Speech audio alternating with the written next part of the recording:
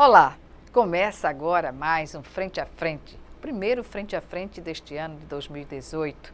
E hoje eu recebo aqui a professora Ana Maria Verne, ela que é vice-presidente da Associação dos Docentes da Universidade Federal de Alagoas, a ADUFAL. Eleição que aconteceu em novembro do ano passado, já foi empossada, evidentemente, e agora a gente fala sobre as lutas da categoria e sobre questões gerais do interesse tanto da universidade como da sociedade em geral. Professora, eu agradeço antecipadamente aqui a sua presença e comecemos justamente pela forma como foi conduzida, né, a eleição da universidade, uma eleição participativa, o que tudo indica dentro de uma condição de coalizão muito forte, porque a senhora já era presidente da entidade e hoje numa composição está na condição de vice-presidente. Então, o que dizer desse momento da universidade? A gente agradece, né, a gente da ADUFAL. A gente já vinha, né, há 2 anos, né, eu fiquei como presidente de 2015 a 2017.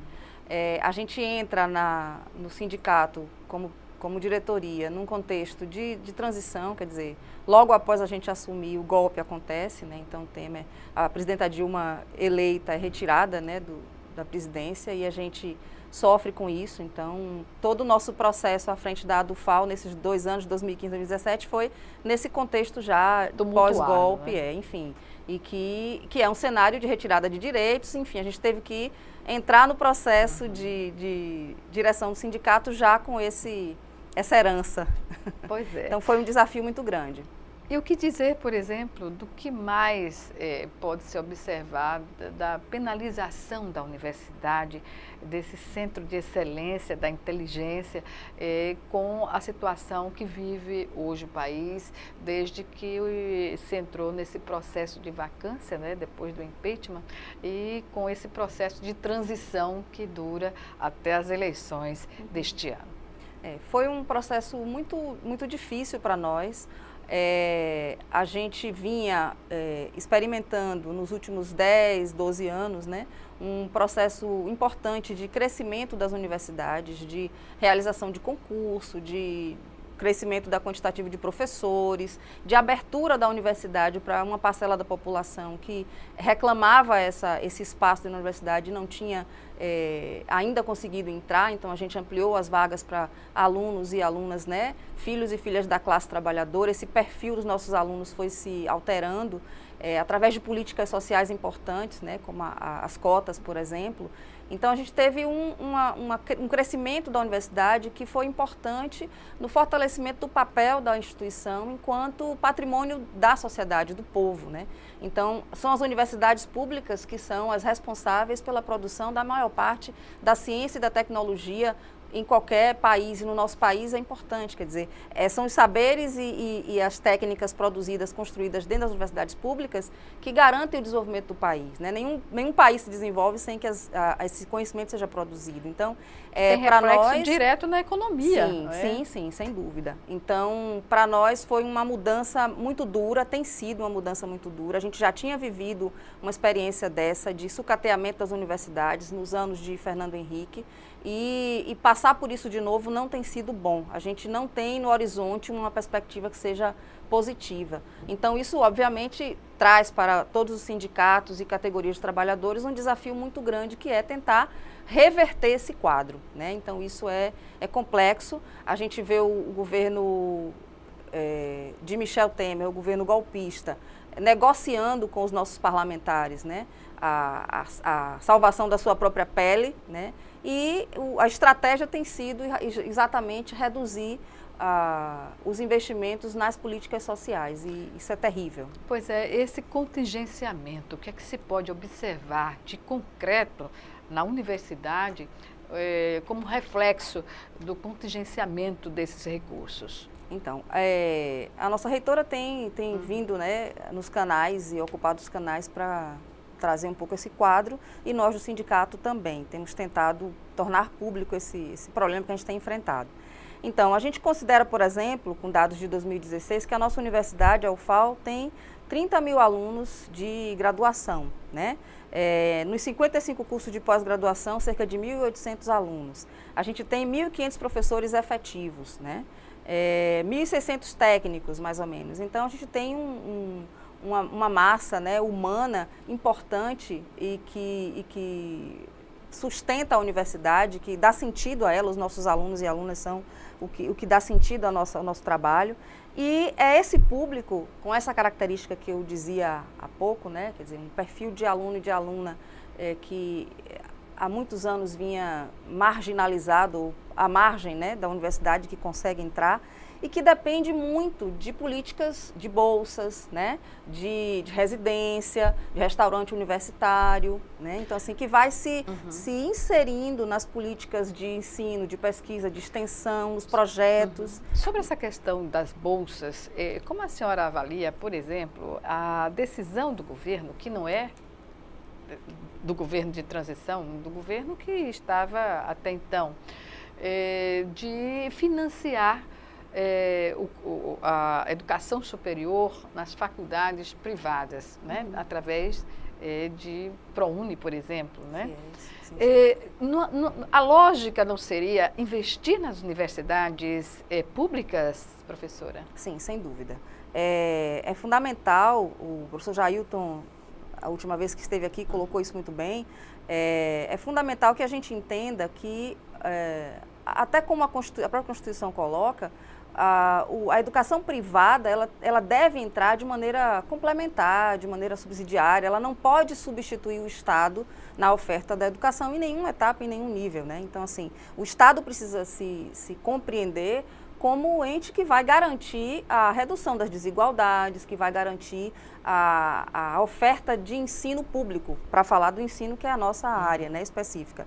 Então, mas a gente pode ampliar isso. Desde a educação básica ao ensino superior. Claro que sim, né? Então, é papel do Estado fazer isso. Então, esse caminho de você investir um montante de recurso significativo em instituições privadas, ele não pode ser visto como uma estratégia para garantir o acesso da população ao ensino. Inclusive porque a qualidade do que as universidades públicas faz em ensino, pesquisa e extensão, a obrigatoriedade que a gente atue nesse tripé, vai desenhando a qualidade do que a gente faz, né? Então, assim, a gente não dá só aula, a gente faz muito mais dentro da universidade, né? Então, isso garante uma formação de muito mais qualidade para quem acessa a universidade, né? Professora, então, isso é importante. Exatamente. Professora, hoje, com essa situação, essa conjuntura nacional que não favorece justamente o investimento na educação, como está se comportando o setor de pesquisa na universidade? O que é que se ouve dessa situação? Pois é preocupante. Eu trouxe alguns dados que a Associação Nacional dos Dirigentes das Instituições Federais de Ensino Superior, a ANDIFES, tem disponibilizado para a gente, mas o nosso sindicato nacional também, o ANDES, está atento a esses dados. A gente teve, em 2015, por exemplo, cerca de 15 bilhões, né, de reais de investimento no todo, né, na educação superior, no global. Não estou falando só de ciência e tecnologia aí. Em 2017, isso cai para 8 bilhões e em 2018 o que se coloca é que as universidades federais vão traballar com 5 bilhões São no total. reduções então, assim, drásticas. Significativas, exatamente. Então, o que é que esses fóruns têm anunciado para a gente, têm analisado? Que de 2014 até agora a gente teve uma queda de 20% do investimento em custeio, que é a verba que diz respeito, por exemplo, à contratação de serviços, a compra de material de consumo, né? Pagamento de água, luz, energia. Bolsas, enfim, toda a parte de assistência estudantil e a parte de capital, de investimento que houve uma queda de 2014 para cá de 20%, de 20% de custeio e 90% de capital. Isso é muito grave, porque em capital você mexe com obras, com infraestrutura, com toda a parte de material permanente, né? Enfim. Então a gente tem problemas em todos os campos, né? No que diz respeito à infraestrutura da universidade, à manutenção dos serviços que a gente oferece à população. E com relação a ensino e a pesquisa, você falou, né? A redução foi de 25% na área de ciência e tecnologia, para as universidades públicas. A área de ciência e tecnologia, Isso. que são segmentos fundamentais para o crescimento de uma nação, não é? Para despontar na competitividade mundial, não é? Exatamente. Então, você tem a manutenção de laboratórios, de materiais, de equipamentos caros, né? Enfim, o financiamento de pesquisa, que é fundamental para que a universidade cumpra de maneira mais integral o seu papel junto à sociedade, né? Professora, e a comunidade, tanto docentes quanto discentes, alunos e professores da universidade, esse entendimento é um entendimento comum sobre essa realidade? Como é o dia a dia dos professores e dos alunos frente a esses desafios? É interessante você falar disso. Eu penso que o contexto logo posterior ao impeachment da presidenta Dilma, ele nos deu muitas lições. Eu acho que ele nos trouxe muitas lições. Você se deve lembrar do processo de ocupação de escolas no Brasil inteiro, né? Aí eu digo da educação básica, e que foi se ampliando, né, no país todo, inclusive em Alagoas também algumas escolas foram ocupadas, em defesa da educação pública. E justamente quem nos deu esse start, quem protagonizou esse processo foram os estudantes.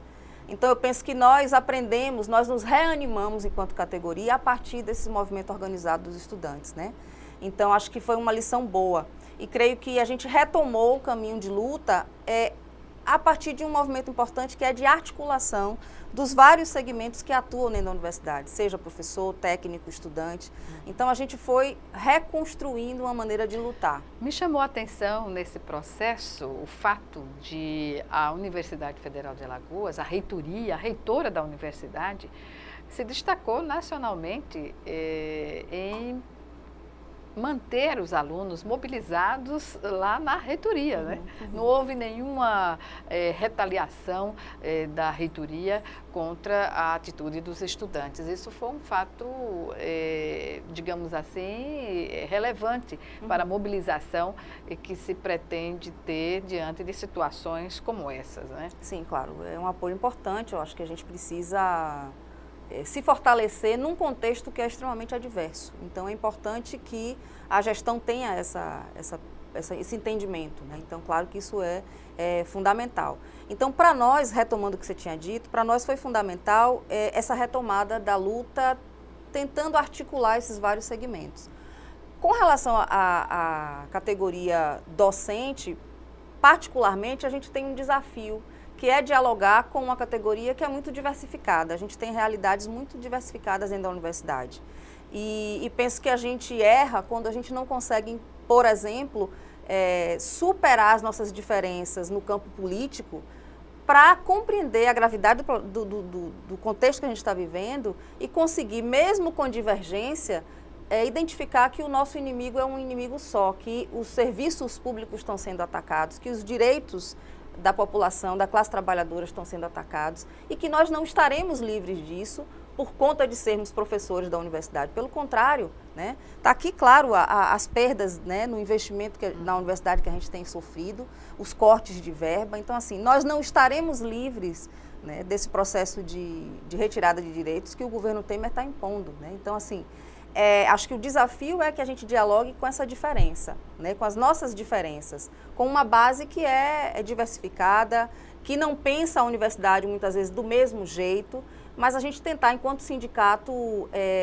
unificar o nosso discurso e a nossa prática em defesa da universidade pública de qualidade. Professora Ana Maria Verne, nós vamos, vice-presidente da ADUFAL, Associação dos Docentes da Universidade Federal de Alagoas. Nós vamos chamar agora nosso primeiro intervalo e o Frente a Frente volta em 1 minuto. Até já.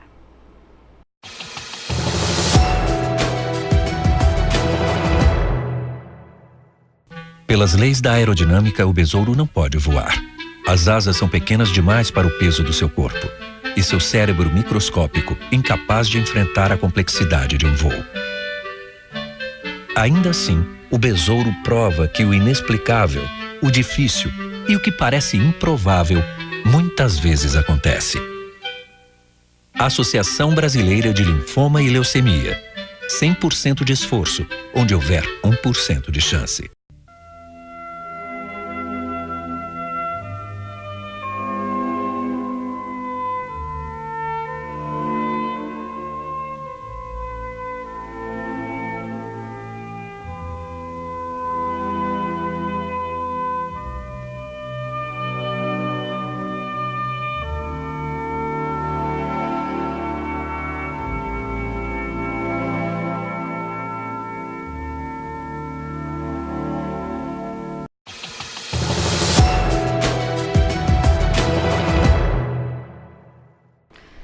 Estamos de volta com o Frente a Frente, que hoje recebe a professora Ana Maria Verne, que é vice-presidente da ADUFAL, Associação dos Docentes da Universidade Federal de Alagoas. E nosso assunto, claro, é a questão mais global da situação das universidades no país, notadamente da Universidade Federal de Alagoas, desafios que estão colocados aí no futuro incerto sobre as medidas, os contingenciamentos financeiros para o segmento. Professora, nos dias 22 e 27 de janeiro aconteceu o 37º Congresso do Andes, a entidade máxima dos docentes da universidade, das universidades federais do país. E o que dizer essa mobilização que, ao que parece, foi um congresso mais significativo dos últimos anos já realizado. Quer dizer que a crise uniu a categoria. Sim, eu penso que a gente tem crescido nesse entendimento da necessidade de nos mobilizarmos, né? Por conta desse quadro todo que a gente veio dialogando aqui. Então, o congresso aconteceu de 22 a 27 lá em Salvador. Os números que a gente tem é de que quase 500 delegados, né, estiveram presentes, mais de 100 observadores, 82 sessões sindicais. Então, é importante, o sindicato não agrega só universidades federais, mas também as estaduais, né? Enfim, elas têm um peso grande também no nosso sindicato. E foram dias de muita discussão, de muito debate, de pouco consenso e muitas vezes, né? Então, acho que a gente tem, né? Divergências na leitura. Por exemplo, nosso sindicato nacional demorou muito tempo para admitir que houve um golpe, né? Então isso foi tenso para nós da ADUFAL, que defendemos desde sempre que houve um golpe. Então, esse entendimento demorou para acontecer na nossa perspectiva, mas ele aconteceu e eu acho que isso acabou ajudando na construção dessa pretendida unidade, né? Então, a gente conseguiu fazer bons debates sobre temas muito diversificados, como reforma agrária, formação dos professores, adoecimento docente, né? Porque as condições de trabalho crise, são piores, vão piorando, né? Então, assim, você diminui as condições, fragiliza as condições de trabalho dos professores, mas ao mesmo tempo promove um aumento do controle sobre esse trabalho, né? Então, assim, isso acaba realmente nos levando a esse adoecimento. Professora, e quantas deliberações? O que a senhora consideraria como mais importantes, mais relevantes nesse contexto? Eu penso que o que o coletivo conseguiu definir era um pouco o que a gente já vinha discutindo, né? No último ano, que é no sentido da gente buscar uma unidade de ação na defesa da democracia, né, que a gente tem avaliado que todos esses processos de julgamento antecipado pela mídia, né, muito antes, e condenação muito antes, né, de você ter as investigações concluídas, né, de antecipação de um julgamento, com a colaboração da mídia, com a colaboração, né, de certos setores conservadores da sociedade. E a gente vem avaliando que conduções coercitivas de reitores em processos muito nebulosos, né, de denúncias, né, de possíveis irregularidades, isso tudo para nós fere a autonomia das universidades, isso tudo é uma ameaça à nossa democracia, que na verdade está dentro do conjunto, né, de ataques aos servidores, serviços públicos que vem acontecendo especialmente desde o golpe. Então, a luta é para buscar essa unidade de ação na defesa da democracia, da educação pública, de qualidade, dos serviços públicos como um direito da população, né? Entendendo que a universidade pública é um patrimônio do povo, né? Então, a gente precisa fazer essa defesa.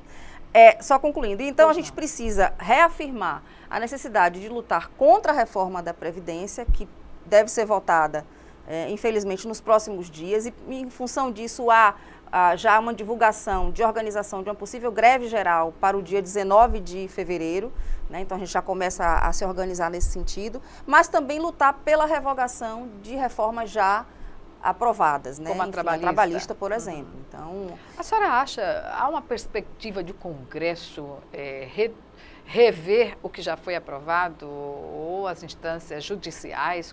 Como é? É um momento muito particular que vive o país, né? E a gente sabe que também o ano eleitoral pode contar favoravelmente à população, né? Isso. É muito complicado. O cenário que a gente tem é de muita instabilidade, como eu comentava. A gente não tem condição de prever com segurança o que vai acontecer com a gente no próximo mês. E quando consegue prever, é cinzento o horizonte, né? Não é algo que a gente possa festejar. Então, na verdade, a gente está há algum tempo num processo de tentar não perder direitos que a gente já tinha conquistado duramente, né? Não é nem de ganhar mais, né, ou de conquistar outros direitos, é de não perder. E a gente vem perdendo de maneira até rápida, né, desde o golpe. Então, a gente tem um cenário que não é favorável. O que a gente tem buscado fazer é tentar agregar a essa bandeira de luta, as nossas bandeiras, a nossa pauta, sinalizar para os nossos parlamentares e para o Congresso que, se votar a reforma da Previdência, eles não voltam. Então, tentar batalhar, disputar a consciência da população, no sentido de mostrar que a gente pode barrar isso, e uma maneira de fazer isso é nas urnas. Não impedindo que esses congressistas que votam contra os trabalhadores permaneçam no Congresso. A gente não tem garantia de que isso vai surtir efeito, mas precisa ter esperança de que esse é um caminho. A partir do momento que as votações passaram a ser transmitidas ao vivo, né? Há uma preocupação da classe política, a representação no Congresso, sobre essas matérias que vão de encontro às necessidades da população, não é? Isso, exatamente. E é terrível porque a gente vive um cenário que é de anúncio de prováveis medidas ou mudanças via os canais de televisão. Então, o governo vai testando o impacto das medidas que ele quer tomar com a colaboração da grande mídia. Soltando, né? A conta-gotas. Pois né? é. Então, vai avaliando qual é o impacto que isso tem na população, e aí, à medida do pouco barulho ou muito que a gente faça, eles retrocedem um pouquinho. Mas, de qualquer forma, no conjunto do que eles estão propondo, essa reforma não deve nos interessar de forma alguma. A senhora falava do papel das universidades, né, do ponto de vista dos serviços que oferecem à sociedade, além da consciência crítica, da pesquisa e do atendimento, como é o caso, por exemplo, do Hospital Universitário, que é um hospital de referência aqui no Estado. E é preocupante quando se observa, quando a senhora detalhou o volume de perdas sucessivas de recursos, como administrar. A professora Valéria, que é reitora da universidade, fica sempre dizendo que é um desafio quase hercúleo fechar as contas da universidade. E isso exige também dos docentes e da comunidade acadêmica em geral uma preocupação, um pensar junto, professora? Sem dúvida. A nossa capacidade de dialogar com a comunidade, com a população para a qual a gente presta serviço, seja na educação, né, no ensino, aprendizagem, ou num serviço como, por exemplo, o da área de saúde, que o nosso hospital universitário presta, é importantíssimo. A gente precisa atualizar, melhorar a nossa capacidade de convencimento da importância desses serviços que a gente presta e como eles estão ameaçados, né? Extinção. Exatamente. Então, assim, não há como a gente deixar de pensar em formas de diálogo, de comunicação com a sociedade, no sentido de que ela tenha clareza do quanto a própria população vai perder se os serviços públicos continuarem sendo sucateados dessa forma, né? Então, assim, e isso é muito terrível, é cruel, porque você retira da população o acesso a esses serviços com qualidade, você precariza ainda mais a qualidade desses serviços e vai convencendo a população de que a culpa dessa baixa qualidade é do próprio trabalhador, do servidor público, né? Então, assim, você não dá as condições de trabalho, os médicos muitas vezes trabalham nos hospitais públicos sem nenhuma condição, né, de atender bem, e, no entanto, eles são culpabilizados também por essa baixa qualidade. E o governo não diz, não esclarece o quanto vem cortando, né, de investimento nas políticas sociais. E isso se é que dá é um problema. nos serviços em geral. Né? A gente Isso, observa os bancos estatais, como Caixa Econômica, Banco do Brasil, completamente também sucateados Isso. e tendo que concorrer nas mesmas condições, né, dos que estão aí no mercado, da iniciativa dos bancos privados, e a reclamação que a população faz imediata é sobre o serviço e acha que é o serviço do governo que não vale a pena, né? Pois é. Sabendo-se que vale a pena. Sim, porque assim, se a privatização fosse o caminho, a gente estaria no céu com todos os serviços que já foram privatizados, né? E não é, exatamente não é assim. Então, a gente tem um governo que promove essa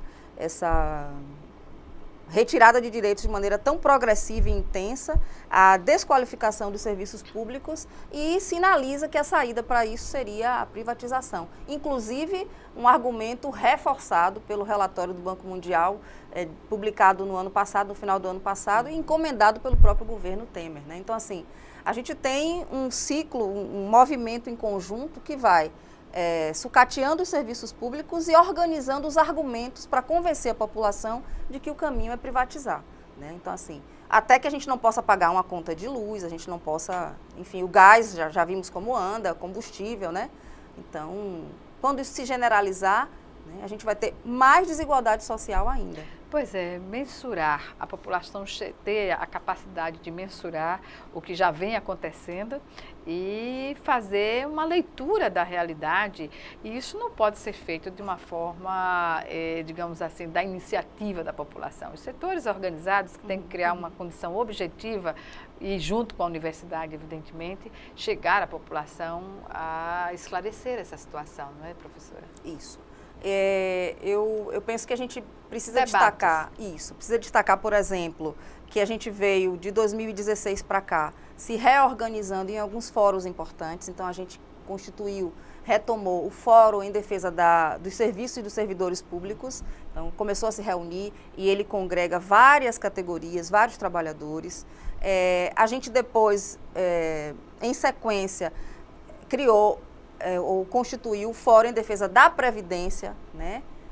Da Previdência para fazer frente a esses ataques do governo Temer. E eu estou falando desses espaços porque eles são espaços plurais que congregam entidades, lideranças e que a gente vai dialogando as estratégias de comunicação com a população. Então, os atos de rua, os dias de paralisação, de mobilização, as caminhadas, elas são um alerta. As caminhadas por dentro do comércio, dialogando com os trabalhadores, tentando mostrar que nós estamos do lado da população. Essa prática de tentar conscientizar a população sobre o que acontece no país e do que respinga, a maioria dessas situações respinga na população, sobretudo a população de baixa renda, é um esforço coletivo que tem que ser abraçado por todas as entidades, não? Sim, sim.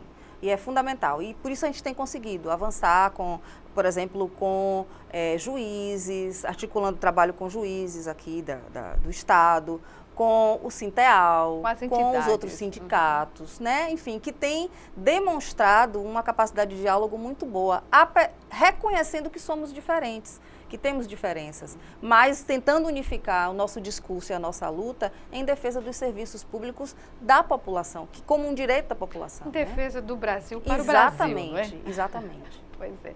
Professora, vamos chamar agora o nosso segundo e último intervalo. Já já estaremos de volta.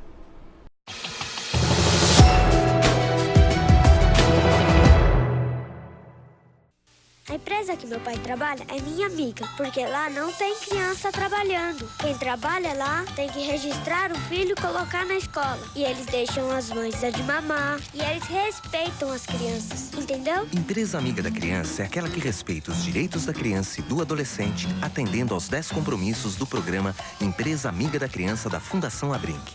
Uma empresa assim merece a sua preferência na hora das compras. Fundação Abrinq, abrindo para as crianças o coração do Brasil. Minha amiga sempre reclama de racismo. Tem duas velhinhas no meu condomínio que sempre, quando elas me encontram no elevador social, elas dizem: Correios, filho? Você não deveria entrar pelo de serviço? Não, vizinho. Sempre que eu atravesso a rua com o sinal fechado, ouço o som das portas dos carros se trancando. Chamei ela para fazer parte da campanha, mas ela não quis se expor. Onde você guarda o seu racismo? Não guarde, jogue fora.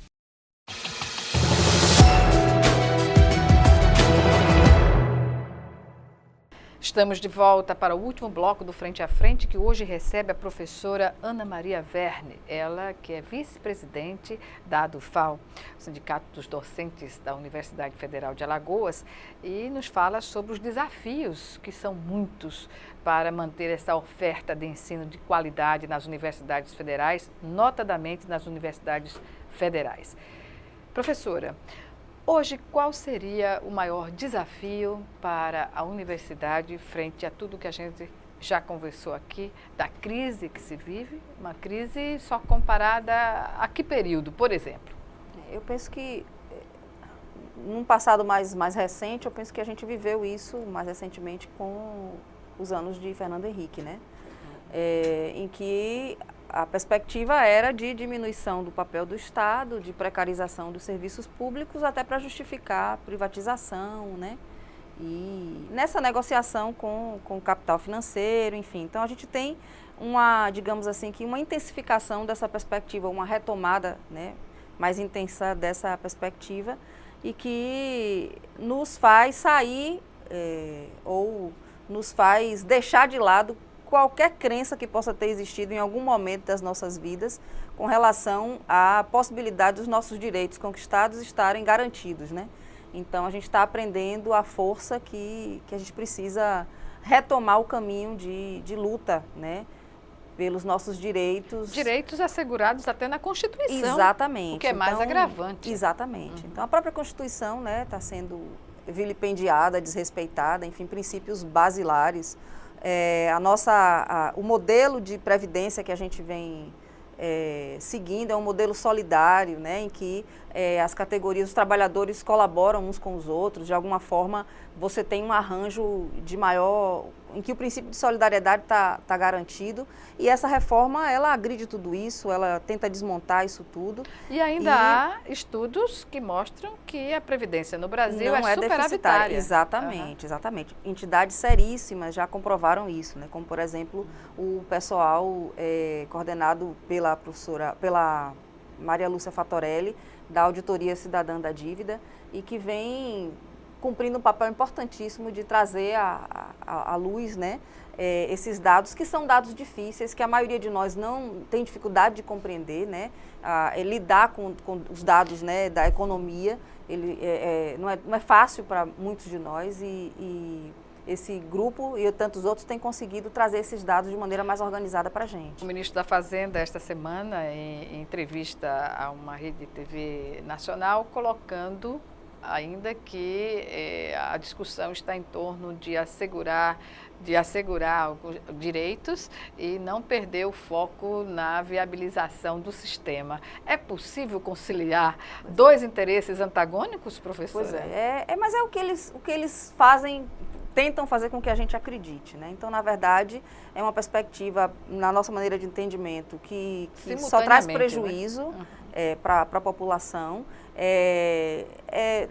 Não há legitimidade num discurso que está em cima de uma déficit da Previdência, que diz que os serviços públicos é que pesam no orçamento da União, mas que perdoa dívidas, né, de bilhões de bancários, né, enfim, de banqueiros, né, enfim, das grandes fortunas que mandam no país, enfim, e fora, mas que quer colocar esse discurso de que somos nós, servidores públicos, que a conta oneramos. Tem que ser paga pela população. Exato. Então, assim, nesse sentido, você colocava, os desafios são esses, de tentar construir essa unidade na luta, que é difícil, é sempre difícil, porque muitos de nós não têm o mesmo entendimento ou não faz a mesma leitura, né, a partir das nossas, muitas vezes das nossas colorações partidárias, isso pode dificultar a unidade, né, a compreensão da unidade, mas acho que a gente tem conseguido avançar, que a gente tem entendido que o ataque à democracia tem que ser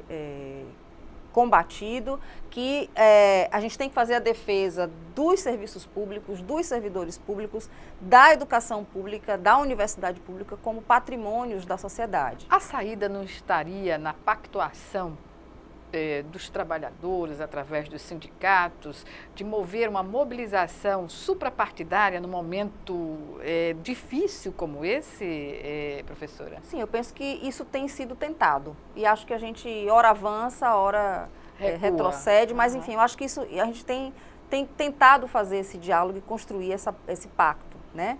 É claro que muitas vezes isso tensiona porque nós temos as eleições aí no contexto, no meio. Então, isso acaba muitas vezes nos dividindo novamente, né? Então, eu acho que... A senhora colocou uma questão nova do ponto de vista da análise do movimento social e uma eleição no meio desse processo e o Congresso para votar essas medidas antipopulares. Como a gente pode entender se é uma situação mais benéfica para que lado nessa luta desigual? Pois é, eu penso que um dos nossos grandes problemas é que a gente tem uma grande parte da população ainda à margem dos processos, digamos, de entendimento básicos, né? Processos civilizatórios básicos, como, por exemplo, o acesso à educação. Então, assim, isso complica, isso torna mais difícil a leitura de um contexto tão complexo como esse que a gente está vivendo. Então, ao passo em que você precariza ainda mais a situação de vida dessas pessoas, você tem uma população ainda mais, digamos assim, tendendo a uma acomodação, a um acalmar, né, das suas demandas. Então, assim, eu acho que a saída qualquer ela precisa passar pela ampliação do acesso a direitos básicos, como educação, como saúde, ou seja, exatamente o caminho inverso que o governo tem tomado, né? Então, assim, o nosso desafio é uma luta, é uma quebra de braços, é disputar a consciência da população, né? Ombro a ombro, e eu acho que esse é o nosso desafio. Eu acho que a gente tem que se unir, todos os trabalhadores da educação, independente da etapa, do nível de educação, a gente precisa se juntar, porque temos um inimigo comum, e superar essas diferenças para que a gente possa construir essa unidade. Os fóruns que eu mencionei são fóruns importantes.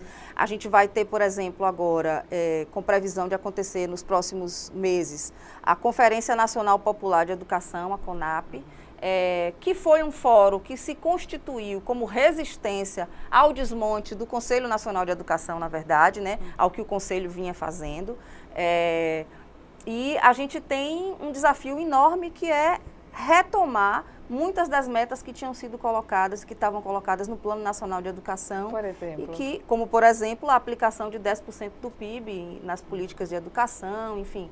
E que a gente tem um retrocesso disso. O governo vai na contramão do que os outros países quando a gente pensa, exatamente, fizeram, como China, entre outros. Né? Então, quando a gente pensa, por exemplo, o que a Emenda Constitucional 95 promove de engessamento dos investimentos nas políticas sociais, notadamente educação e saúde, por 20 anos, como é que você consegue garantir a ampliação da educação básica, do ensino superior? É contraditório, no mínimo. Formação de professores, qualificação, enfim. Então, nadar contra a maré realmente. Agora, unido, acho que o desafio é esse, porque assim, muitas vezes as pessoas pensam, mas nós fazemos greve, nós nos mobilizamos, nós vamos às ruas e ainda assim a retirada de direitos acontece. Eu penso que a gente tem que pensar o contrário. E se não fizéssemos isso tudo? Seria muito maior. Eu acho que esse processo todo de retirada teria sido muito mais rápido. Né? Então, acho que a gente demorou a retomar essa luta e precisa fazer isso. A resistência pode mensurar isso que a senhora está falando. A senhora acredita que o movimento sindical hoje acordou para a necessidade dessa união suprapartidária? Porque o que a gente observa é que o movimento que antes estava nas ruas, hoje já não está mais, né? E observa-se também que muita gente está no descrédito do que acontece no Brasil. Houve muita apropriação, digamos assim, de movimento que não correspondia à realidade. Se vê que alguns movimentos eram até financiados, né, para estarem nas ruas. Enfim, de uma maneira a que a população não tivesse como identificar qual é a luta específica que está acontecendo. Mas o que de fato ocorre é que antes se batiam nas panelas e hoje nem nas canecas. É grave essa situação, a gente realmente retrocedeu muito enquanto movimento social organizado. E eu acho que esse é o desafio. Eu penso que a gente tem um contexto muito complexo realmente.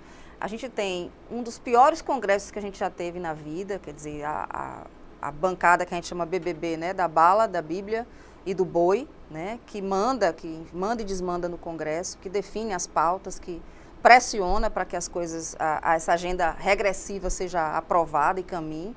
E você tem a parte da mídia, né, nacional poderosa também, de alguma forma, colaborando para que essas verdades sejam propagadas, né, sejam difundidas, de que o serviço público não funciona, de que a privatização é o caminho, de que é preciso fazer uma reforma porque há um déficit na Previdência.